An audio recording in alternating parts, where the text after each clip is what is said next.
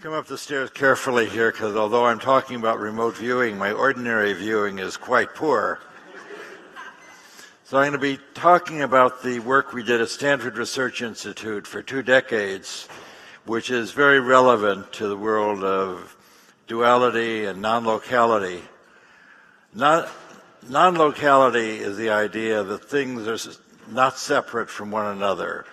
The first people that I know of who talked about non-locality were the Buddhists at the time, 500 BC, in the Prajnaparamita. The Buddhists wrote the idea that separation is an illusion for consciousness. Although Chicago and San Francisco are separated by thousands of miles, in consciousness there's no separation. So the idea of non-duality is very appropriate for what we're seeing. The question is there a separation or is there no separation? The first person I know who wrote about this was Nagarjuna. I don't know if other people have talked to you about him. He's a Buddhist master logician at the time of Christ, and his great writings were about the middle path, the path between reality and illusion. And he said that all your suffering is due to Aristotle. And I'm sure you'll be happy to know that. Aristotle said that a thing could be either true or not true. Aristotle's big contribution was the idea of the excluded middle. So what he did for logic for 2,000 years is tell you that there is no middle ground. A thing is either true or it's not true. There's no middle ground. What Nagarjuna said, on the contrary, most things are neither true nor not true. So, hooray for Nagarjuna. So he was writing at the time of Christ, and he was a logician. And as a physicist, I'm really a laser guy. My before and after my mid-course correction with psychic stuff, I was working with lasers. I was a pioneer in the development of the laser, and then my last decade and a half, I was putting lasers on airplanes looking for invisible wind shear. So I spent a lot of time looking for things that can't be seen. And in the laser world, the beginning physicist wants to know, well, is light a wave or is it a particle? When light goes through a prism, it behaves 100% like a wave. It spreads out, looks like a spectrum. It's perfectly wave-like. When light goes into a photocounter and you're counting photons, you can count them click, click, click, and behave 100% like a particle. So a student reasonably says, well, what is this thing? Is light a wave and a particle? And the answer is no, because when it's behaving like a wave, there is no particle manifestation at all. When it's behaving like a particle, there is no wave essence showing at all. So Nagarjuna would say that light is neither a wave nor not a wave. So he was one of the very first people, certainly the first person I know of, who was fascinated and overcome for his lifetime with the idea of non-duality. So he was the first non-dual writer that I know of. There may have been earlier Greeks. The Greeks were overcome by Aristotle. So there is no middle ground, whereas Nagarjuna said almost everything is in the middle ground. So one of the great progenitors of this conference is Nagarjuna, writing at the time of Christ, and he's revered in the Buddhist tradition. In the work that we did at SRI, we followed this idea that things may be separated on the map or by the railroad trains. New York and Chicago may be 1,000 miles away, but if a lover says, there is no separation between me and my sweetheart, I'm in California, she's in New York, as the railroad train goes, it's 3,000 miles, but between us, there's no separation. I can see her, I know what she's doing, there is no separation in consciousness, and that's the correct answer. There's 3,000 miles by railroad train, no separation in consciousness, And the most remarkable thing that we were able to do is to get the CIA to let us study that for 20 years. We did a lot of other remarkable things, but the fact that we had 20 years of uninterrupted support investigating the nature of psychic abilities, remote viewing, and consciousness, that was one of our big accomplishments. So the remote viewing program went on for 23 years. We were given about $25 million to do that. And in the first decade, we did a lot of remarkable things because we had remarkable people to work with. So this is what we were doing 40 years ago. So this is Hal Puthoff on the left. There's another laser physicist, just like me. We're both well known at the time for being laser scientists. The guy in the sunglasses, of course, is a CIA contract monitor.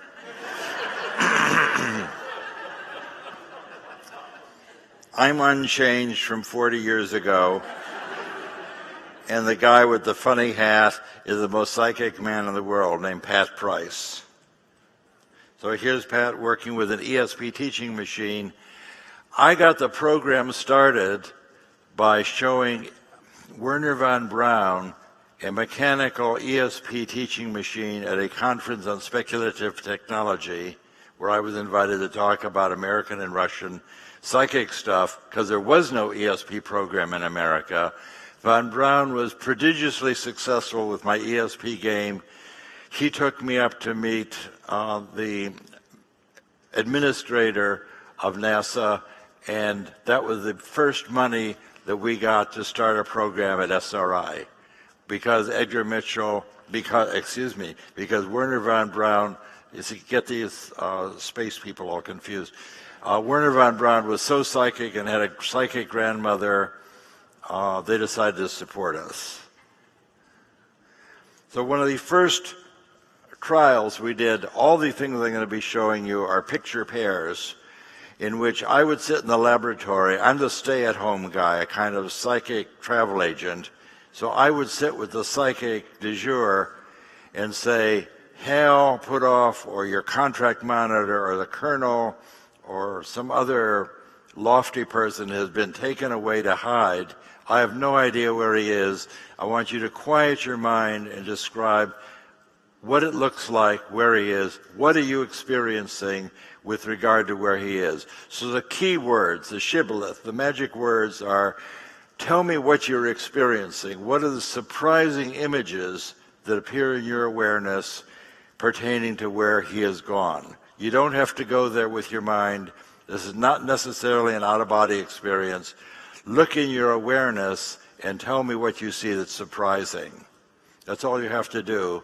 So when I do this with a big audience and I'm showing them how to be psychic, I have astonishingly great success because I'm asking them always to do something which is doable, that is, quiet your mind and tell me what you're experiencing. Everybody can do that. So in this case, I'm sitting with Pat Price in a little shielded room, and I say, Hal Puthoff and Kit Green have gone to hide somewhere. This is the beginning of a formal series that we published, and I think I both can't see and can't reach what that's not so good. So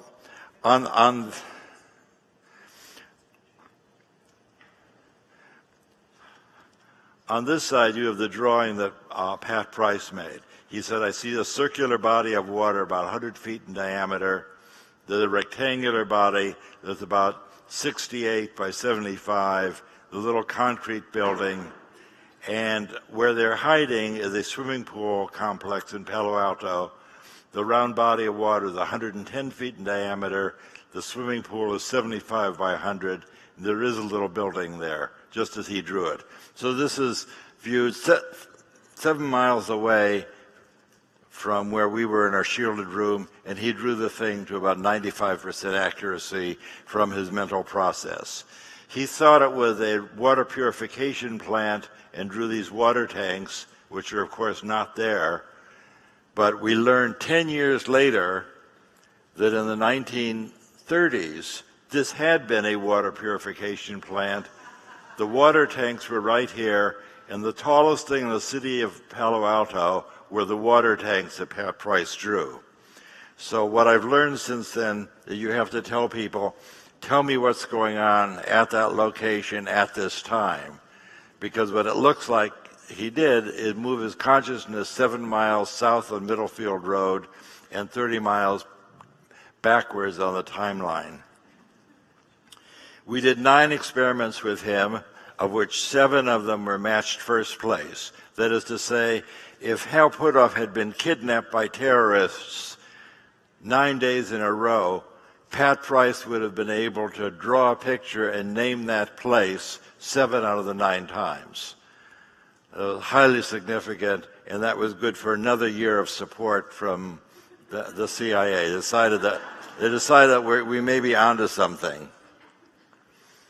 And their first task from the CIA was to describe what's going on at some geographical coordinates. Close your eyes and tell me what you see at these coordinates. And Pat Price said, I see a giant crane. I'm lying on a building, and this big crane is rolling back and forth over my body. This is the biggest crane I've ever seen.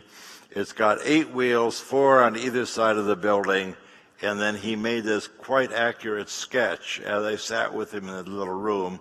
We then brought the drawings down to the CIA in the basement, and he said, it looks like you're looking at the right place.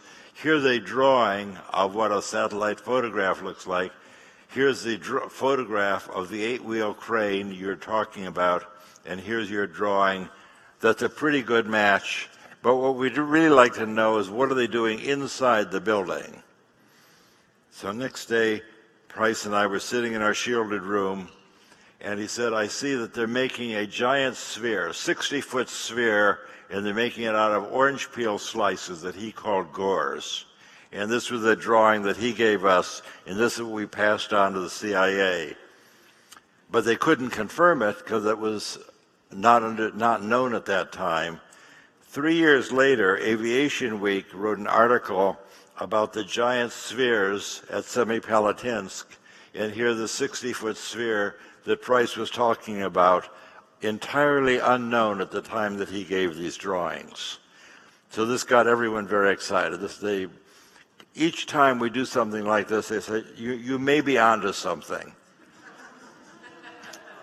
In one of our experiments, Pat Price was describing each day where Hal Puthoff was hiding in Colombia and South America. Hal was there on a pleasure and business trip, and Price would say on the first day, I see a church, or I see a volcano, or a market, or a harbor, and then on day 5 he didn't show up. So in the spirit that the show must go on, I said, I'll do it. I'd never done a remote viewing before. And I said, it looks to me like an airport on an island, and I see an airport building on the left, and there's sand and grass on the right, and I wrote ocean at the end of the runway. And this is a photograph of what the place looked like on San Andreas Island, which most people thought was really quite a good match. So the really great thing we learned from this is that remote viewing is so easy that even a scientist can do it. So this was my very first remote viewing, no practice at all.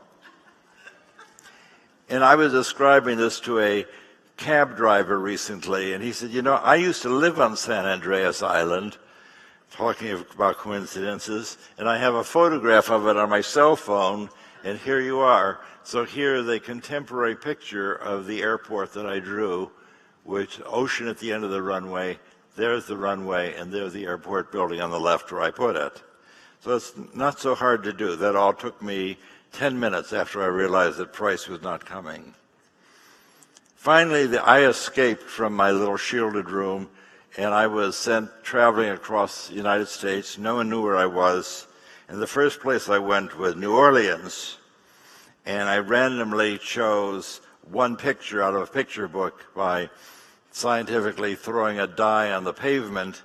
The die took me to this remarkable New Orleans Superdome, and I stood there, And unfortunately, what I said is that I'm by the New Orleans Superdome, it's noon, and it's shining like a great UFO in the noonday sun. Bad thing to say. My friend Gary Langford, another physicist, was in the shielded room as a subject. Elizabeth Rauscher, another physicist. See, all this parapsychology is not done by psychology. All of what I'm describing is done by physicists. So what Gary said, as I see this thing, it looks like a flying saucer. Do you think Russell's been abducted? So Elizabeth said, just make a drawing of what you see, and I'm sure it'll be all right. So here's his drawing that greatly matches the photograph that I had from the place. So I'm showing you these to give you an idea that remote viewing is not hard to do, and it can be very accurate. So people who criticize and say, well, remote viewing is a fragile, not reliable ability. In our laboratory, it was extremely reliable and very robust. So remote viewing is a strong, accurate ability. It's not a weak, unreliable ability. Here's Hella Hammond. After working with Ingo Swann, who taught us about remote viewing, he's a New York artist and prodigious remote viewer, and we worked with him and Pat Price, and the CIA said, can you find somebody as a control, find somebody who has not done this before? And I said, well, my friend Hella Hammond has always been interested in the work I'm doing, but she's never done anything like that, and she's moved to California, professional photographer, shooting for Life magazine. Hella would be happy to work with us. She promises me she's never done this before. So here's Hella and Ingo Swann, my office at SRI. It's a true odd couple. The psychics are lovely people, but they have spacious abilities and also spacious egos, so you don't want to try and squash them too close together. We thought it would be a good idea to save money to have them set up housekeeping together while they're working for us. That was one of our not good ideas.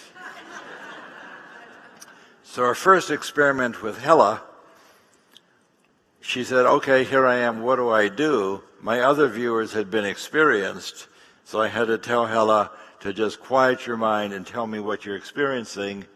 She made two little drawings and said, if you stand where Hal is standing, you see squares within squares within squares, and that's indeed what you would see as the pedestrian overpass crossing Bayshore Freeway.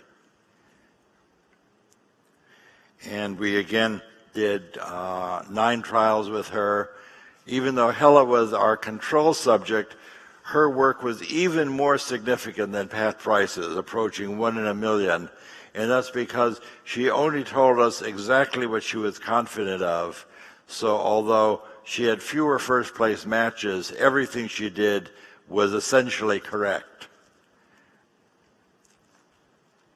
And what we found with Hella is that she was able to describe things in the future just as well as contemporaneous. So one day we decided to do, 1 week we're doing 4 precognitive trials to publish in the Proceedings of the Engineering Society, and one typical of the 4, because all 4 were perfectly successful. She said, I see Hal walking into a black triangle, which is right here, and she said, there's something going on like a piston. I hear it squeak, squeak, squeak, like an unoiled piston. And he came back with his tape recorder. Indeed, the piston is squeaking as he was there. And the thing to realize is that she had completely given her description. By 10 o'clock, she was done, and we had gone away for coffee. Hal had then chosen randomly where to go in his car and went there. So Hella had completed her description an hour before Hal had been assigned his traveling orders. So the most important thing to take from my talk is that in remote viewing, the accuracy and reliability is independent of the distance. It's just as easy to describe something going on in Soviet Siberia, like the crane of Pat Price. That works just as well as describing something across the street in Palo Alto. There is no degradation at all from going 10,000 miles away compared with across the street. The other surprising result is that it's no harder to look hours or weeks into the future than it is to do something contemporaneous. Hello's descriptions that we published looking an hour in advance are exactly as good as the things that we did contemporaneous. So time and space don't exist for remote viewing. Remote viewing is a non-dual ability. There's distance in the world, but in consciousness there's no separation. So telling you about this non-local, non-dual phenomena, it's non-dual in the sense that there is neither a separation nor not a separation. Nagarjuna would have totally approved of what we were doing. And here's another one where she says, I see a manicured garden, and she described that an hour before it was chosen. And she got all 4 of those correct. At the end of the program, we see no decline in her ability. So in this case, the target is a Berkeley Bevatron, which is a particle accelerator. She said, it looks to me like a belly button energy expander. And here's her drawing, and here's what the thing looks like, 50 miles away. And here she says she wants to make it out of clay because it's so complicated. And again, she shows the particle accelerator and the beam tubes going to the target building. And she's, of course, not a technical person. She's a photographer.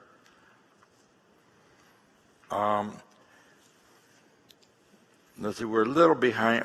Well, the Army said, we're tired of going to California. Can you train up some of our Army officers to do remote viewing? And we trained 6 of them, and the 6 of them were highly significant. The most successful of all was Joe McMoneagle, who is still doing remote viewing. His first trial, the target was the Stanford University Art Museum, and he said, I see a building tall in the front and low behind, and made this very nice drawing. 10 years later, working with Ed May, well, there's a one of the people couldn't do this, and he always viewed things one day in advance. So just for completeness, as I was collecting my slides, this fellow said, I want to do a formal trial where the purpose is to describe something you've not yet chosen. So he said, I see a building that looks like a castle, and there's a big star, 5-pointed star. That's what I see. Charlie Tard and I then operated a random number generator, got target number 37. 37 turned out to be a Chevrolet dealership with a pointy roof and a big 5-pointed star in the window, described perfectly a half hour before it was chosen. Joe McMoneagle, 10 years later, was asked to describe where a CIA man was located. The guy had gone to the Lawrence Livermore atomic bomb factory, 100 miles to east of here. He described a 6-story T-shaped building covered with glass, which you can see here, and that's where the guy was hiding.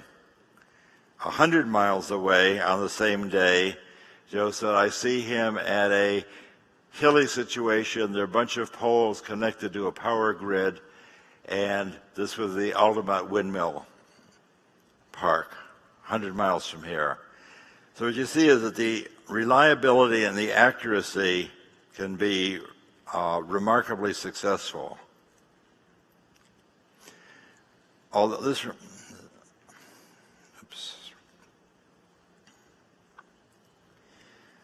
So the question, is this good for anything? After I left SRI, it's good for many things. You can find your car keys, you can find a parking place, you can make money in the silver market, but my opinion is that the most valuable thing you can do with this is discover who you are. Because after sitting in the dark for a decade, it became clear to me that the people I'm working with could not be just the meat and potatoes as they appear. but they must have this timeless awareness that they're manifesting. And of course, the Buddhists throughout time said that who you are is timeless awareness. You can move through your suffering ego into the spacious, timeless awareness, which is who you really are. And that's my invitation for you to explore. But right after leaving SRI, I thought I would explore something different, and we thought we would forecast changes in the silver commodity market. And we did this 9 weeks in a row, and we were successful 9 out of 9 times, made $120,000, and we did not publish that in the Engineering Society, but rather in the Wall Street Journal, on the front page of the Wall Street Journal. Say, did psychics make a killing in the silver market? Now, the significance of our work, the so-called effect size, and I won't go through the numbers here, but people want to know this is really significant, and the effect size, the significance of the work we did at SRI in our typical experiments were 10 times stronger than the effect size the National Institutes of Health achieved in convincing people to take aspirin to prevent heart attacks. The heart attack experiment was so successful, so strong, that the NIH told people we're going to end the experiment because it's unfair not to give aspirin to the controls. We don't want to deprive the controls of aspirin, so we're going to end the experiment. It's so strong that we've proved the point, and our work was 10 times more significant than what they had. So this is not a weak effect. So we published our findings in Nature magazine and in the Proceedings of the Engineering Society. This shows that other people have repeated our work at Princeton. The Dean of Engineering, Robert John, did hundreds and hundreds of experiments that were significant at odds of 10 to the 10th. That's 1 in 10 billion over a decade's worth of work. And my final slide is the non-dual part of this that shows that even as you increase the distance, you don't have any decrease in the ability. Looking from local places to places 6,000 miles away, no decrease in accuracy. You look from contemporaneous out to a month, there's no decrease in accuracy. So this indeed is a non-dual, non-local ability. And the proof of this is evidence so strong, it'd be statistically unreasonable to deny it. You may not like it, you may feel that it violates your religion, but as a scientist in a stool of non-duality, you have to admit that something like psychic ability is going on. And I say something like psychic ability because there is no doubt that I am mischaracterizing how it works. We don't know how it works, but there is no doubt at all that it's accurate, reliable, and reproducible. And my invitation to you is that you learn to quiet your mind and incorporate the spacious awareness into your lives. Okay, thank you.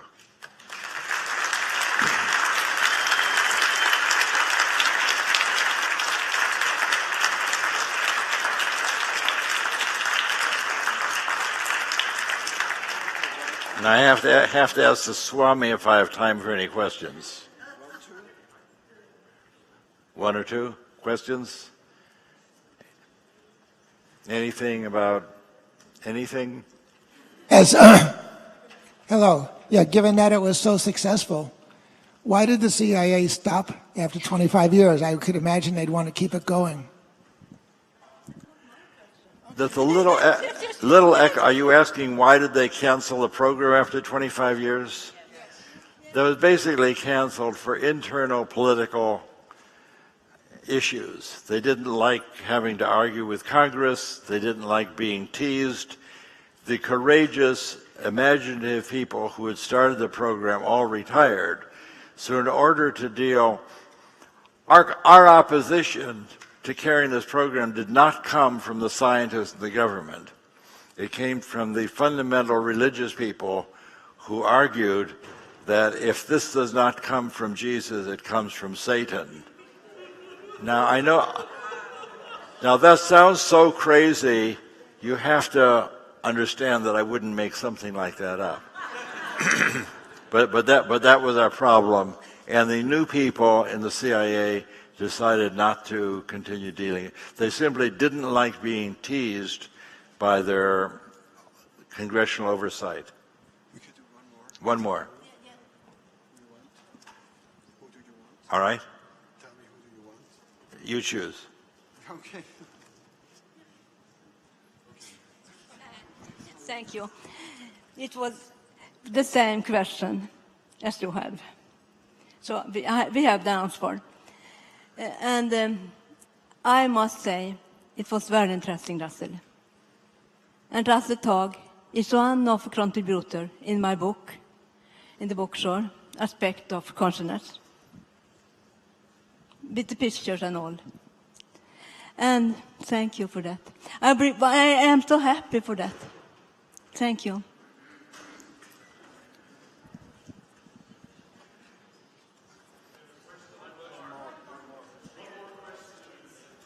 What a choice. Okay, sir, you've been very persistent.